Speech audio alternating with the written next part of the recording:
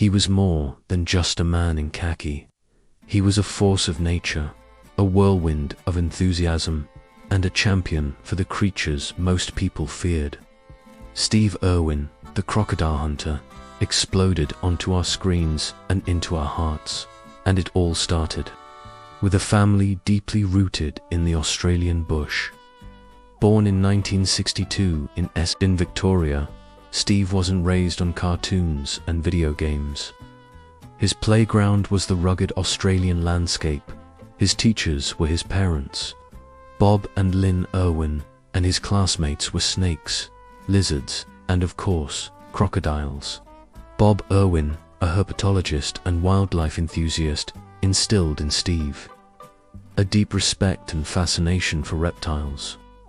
Lynn, a wildlife rehabilitator, taught him compassion and the importance of caring for injured and orphaned animals. Their passion wasn't just a hobby, it was their life. They ran a small reptile park in Beerwah, Queensland, which would later become the world-famous Australia Zoo. Steve didn't just visit the park, he lived and breathed it. By the age of 6, he was already helping his dad catch crocodiles in the nearby Johnstone River. Forget building sandcastles. Steve was wrestling crocs. These weren't staged performances or reckless stunts. Bob Irwin was a meticulous teacher, ensuring Steve understood crocodile behavior and safety protocols. He taught him to respect these powerful animals, not to fear them. This early education formed the foundation of Steve's later conservation philosophy. Understanding and respect are the keys to coexisting with wildlife. Growing up surrounded by animals, Steve developed an uncanny ability to read their behavior, anticipate their movements, and interact with them safely. This wasn't just about physical skill. It was about a deep connection, an almost intuitive understanding of the animal kingdom. He wasn't just handling crocodiles, he was communicating with them. But Steve Irwin wasn't just a skilled animal handler, he was a natural showman.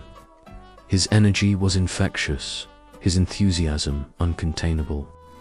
He spoke with a rapid-fire Aussie accent, peppered his sentences with unique phrases like Crikey and Beauty Bot, and possessed a boundless passion for wildlife.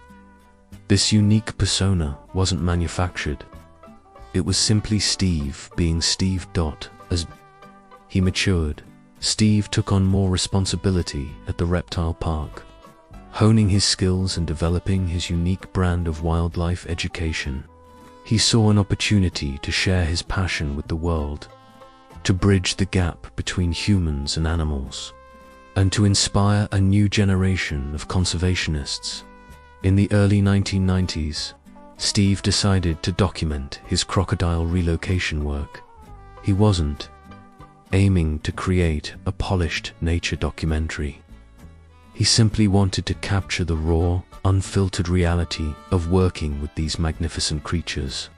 Armed with a camera and his infectious enthusiasm, Steve, along with his friend John Stainton, began filming what would eventually become The Crocodile Hunter. The show was unlike anything that had been seen on television before. It wasn't narrated by a calm, authoritative voice. It was driven by Steve's boundless energy and unbridled enthusiasm. He sprinted through the bush, dove into murky waters, and fearlessly approached some of the world's most dangerous animals, all while sharing his knowledge and passion with the audience. "Crikey, look at this beauty," he'd exclaim, holding up a venomous snake or wrestling a crocodile. His enthusiasm was contagious, drawing viewers into his world and making them feel like they were right there with him, experiencing the thrill of discovery and the importance of conservation. The Crocodile Hunter wasn't just entertainment. It was education disguised as adventure. Steve wasn't just showing off. He was teaching viewers about animal behavior, habitat conservation, and the importance of protecting endangered species. He made complex scientific concepts accessible and engaging, inspiring millions of people to care about the natural world. The show was an instant hit, catapulting Steve Irwin to international fame. He wasn't just a TV personality, he was a global phenomenon. His signature khaki uniform, his rapid-fire Aussie accent, and his unwavering enthusiasm became instantly recognizable around the world. He appeared on talk shows, starred in commercials, and became a cultural icon. But even as his fame grew, Steve remained true to his roots. He never forgot his passion for wildlife, and he never stopped working to protect it. He used his platform to raise awareness about conservation issues, to support wildlife rescue efforts, and to inspire others to make a difference. With his wife, Tamarie Irwin, by his side, Steve continued to expand Australia Zoo, transforming it from a small reptile park into a world-renowned conservation facility. They built new enclosures, established breeding programs for endangered species, and created educational exhibits that showcased the wonders of the animal kingdom. Tamarie, an American naturalist, was Steve's perfect partner. She shared his passion for wildlife, his commitment to conservation, and his adventurous spirit. Together, they formed a dynamic team, working tirelessly to protect animals and inspire others to do the same. Their children, Bindi and Robert, grew up in the zoo, surrounded by animals and immersed in the family's conservation work. Steve Irwin wasn't just a TV personality. He was a force for good in the world. He used his fame to make a positive impact, inspiring millions of people to care about animals and the environment. He showed us that even the most dangerous creatures deserve our respect and that we all have a role to play in protecting our planet. His legacy wasn't just about entertainment. It was about education, conservation, and inspiring future generations to become wildlife warriors. He believed that by sharing his passion, he could change the world, one Crikey at a time. And for a time, he did. A legacy built in khaki and infectious energy, a truly one-of-a-kind wildlife advocate, the one and only Steve Irwin, Bat Reef, just off the coast of Port Douglas in Queensland. September 4th, 2006. The scene, deceptively serene. The sun beat down on the turquoise waters of the Coral Sea. From above, paradise. Calm waves lapping against a shallow reef, the kind of picture postcard view that screamed vacation, not impending tragedy. Steve Irwin and his dedicated crew were there that day, not for leisure, but to film segments for a new wildlife documentary, tentatively titled Ocean's Deadliest. The series was meant to spotlight creatures often feared and misunderstood: box, jellyfish, sea snakes, saltwater crocodiles, the usual suspects in Irwin's wheelhouse. But the irony, that day's shoot wasn't intended to be dangerous. Not at all.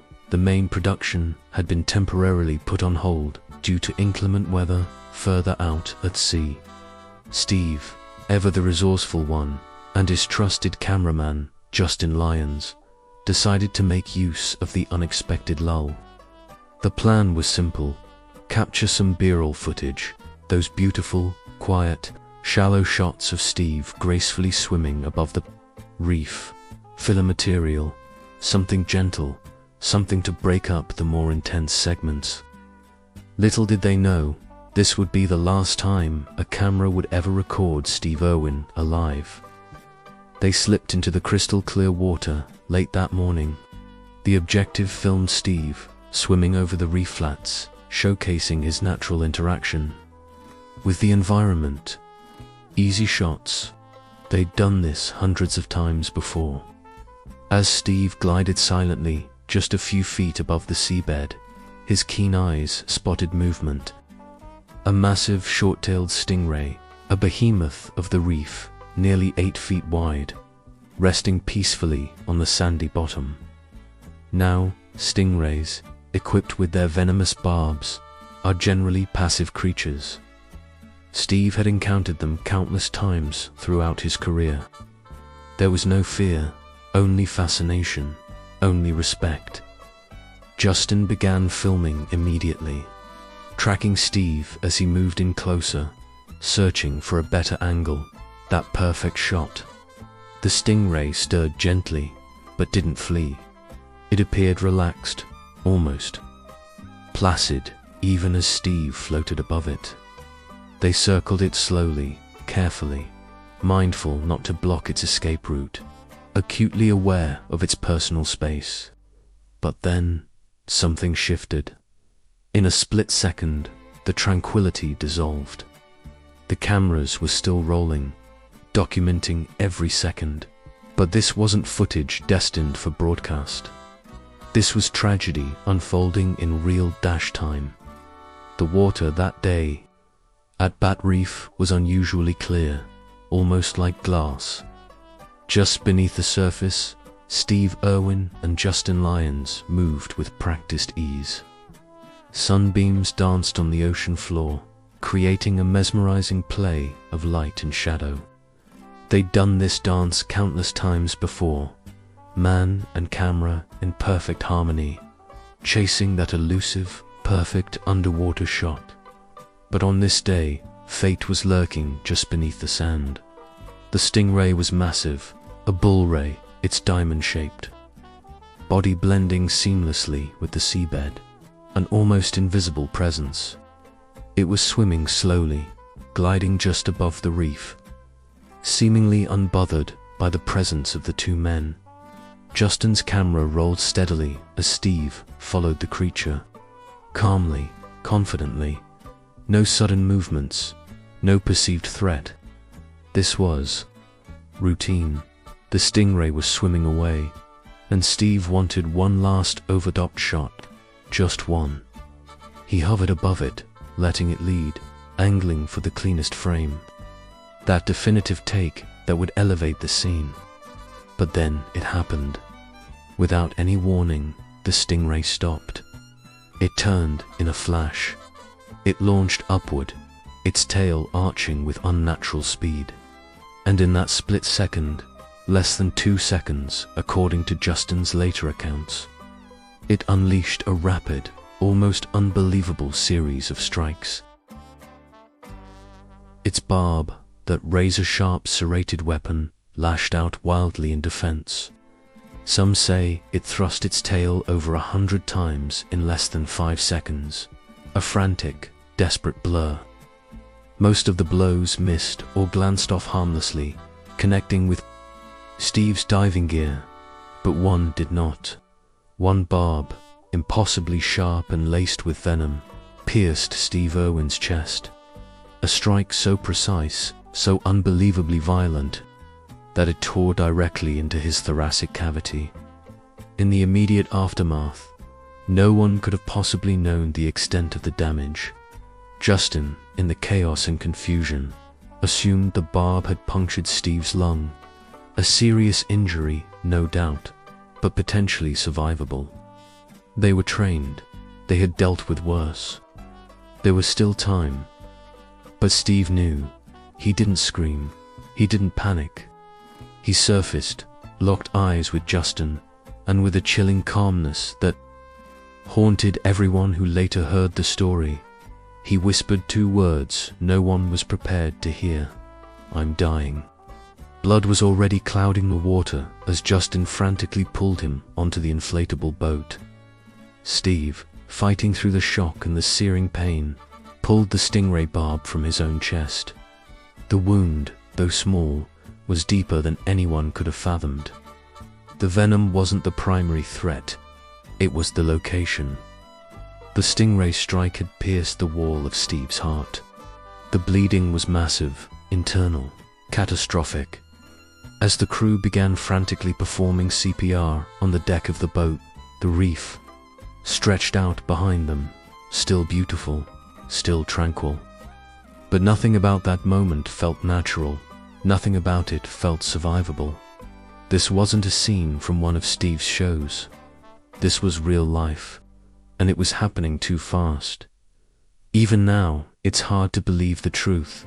Steve Irwin, the man who had survived countless encounters with crocodiles, venomous snakes, and other wild predators, was dying, not from a beast, not from fangs, but from a single, almost impossibly perfect strike from a creature no one had ever truly feared. The ocean gave no warning, no change in the current, no cry of alarm, just that whispered, certain declaration. Justin froze, just for a heartbeat. It didn't compute. This was Steve Irwin. He didn't say things like that. He didn't die. But in those two simple words, there was no room for doubt. Steve wasn't guessing. He knew. The stingray was gone, long gone. It had delivered its deadly blow and retreated into the reef as silently as it had come. But the damage was irreversible. The news hit like a physical blow. Steve Irwin, dead, killed by a stingray. The absurdity of it, the sheer impossibility, fueled disbelief. How could the crocodile hunter, the man who wrestled crocs and charmed snakes, be felled by something so ordinary? It just didn't compute. The world erupted in grief. From the dusty plains of the Australian outback to the bustling streets of New York City, people mourned. He wasn't just an Australian icon, he was a global phenomenon. His infectious enthusiasm, his boundless respect for wildlife, and his genuine love for what he did resonated with millions. Candlelit vigils sprung up outside Australian embassies. Children left handwritten notes at zoos, and the internet flooded with tributes. Steve Irwin had touched hearts in a way few celebrities ever manage. He wasn't just entertaining, he was inspiring a generation to care about the planet. The loss was particularly poignant at Australia Zoo. The sanctuary he built with Terry, brick by brick, passion by passion, became the epicenter of mourning. Flowers piled up at the entrance, a sea of color reflecting the vibrant life that had been extinguished too soon. The zoo staff, his extended family, were devastated. The animals seemed to sense the absence, a quiet melancholy hanging in the air. It was a place built on joy, on conservation, on the sheer thrill of interacting with wildlife. Now, it was a place of profound sorrow. Amidst the overwhelming grief, questions arose, whispers circulated. The camera, it was rolling, wasn't it? The footage existed. The world wanted to know, needed to know, what happened. What did his final moments look like? Was there suffering? Could anything have been done? The existence of the footage became a source of intense speculation and ethical debate. The cameraman, Justin Lyons, confirmed its existence, describing it as horrific, a scene he would never forget. He spoke of the initial shock, the desperate attempts to save Steve, the chilling calmness in Steve's voice as he uttered those final words, but the footage itself remained locked away. Terry Irwin, Steve's widow, made the decision. The footage would never be released. Her reasoning was simple, yet powerful. It didn't represent who Steve was. That single, tragic moment shouldn't define a life dedicated to conservation, to education, to unbridled joy. It was a private moment, a moment of pain, and it should remain private. The decision was met with mixed reactions. Some respected her wishes, understanding the need to protect her family from further trauma. Others felt a sense of betrayal, a feeling that they were being denied closure, a right to witness the final moments of a man they admired. Conspiracy theories emerged, rumors spread, but Terry remained steadfast. The footage would stay locked away, a painful memory shielded from the public eye. Ultimately, the decision served as a powerful statement about legacy. Steve Irwin's life wasn't about the way he died. It was about the way he lived. It was about his unwavering commitment to wildlife, his infectious enthusiasm, and his ability to connect with people from all walks of life. To focus on his death would be to diminish his life's work, to reduce him to a single, tragic moment. And so, the world grieved. Questions lingered, and the footage remained unseen. But something remarkable happened in the wake of the tragedy. Steve Irwin's mission didn't end with his death. It intensified. His family, his friends, and his fans rallied to continue his work, to carry his torch, to keep his dream alive. Australia's zoo became more than just a zoo. It became a living testament to Steve's legacy. Terry took the reins, guiding the zoo with unwavering dedication, expanding its conservation efforts, and ensuring that Steve's vision continued to thrive. His children, Bindi and Robert, stepped into the spotlight, embracing their father's passion and becoming powerful advocates for wildlife conservation. Bindi, with her grace and eloquence, spoke with the wisdom of someone far beyond her years. Robert, with his adventurous spirit and his uncanny resemblance to his father, picked up a camera and continued to document the wonders of the natural world. Wildlife Warriors, the conservation organization Steve and Terry founded, expanded its reach, funding critical projects around the globe, protecting endangered species, combating poaching, and educating communities about the importance of conservation. Steve Irwin's death was a tragedy, a profound loss for the world, but it also served as a catalyst, inspiring a new generation of wildlife warriors, igniting a renewed passion for conservation, and solidifying Steve Irwin's place as a true legend. He may be gone, but his spirit lives on in the rustling leaves of the rainforest, in the roar of the crocodile, in the wide-eyed wonder of a child encountering wildlife for the first time. His legacy endures, a testament to the power of passion, the importance of conservation, and the enduring impact of a man who dared to love the wild. He showed us that even the deadliest creatures deserve our respect, our understanding, and our protection. And that message, more than any footage, is the true measure of Steve Irwin's life.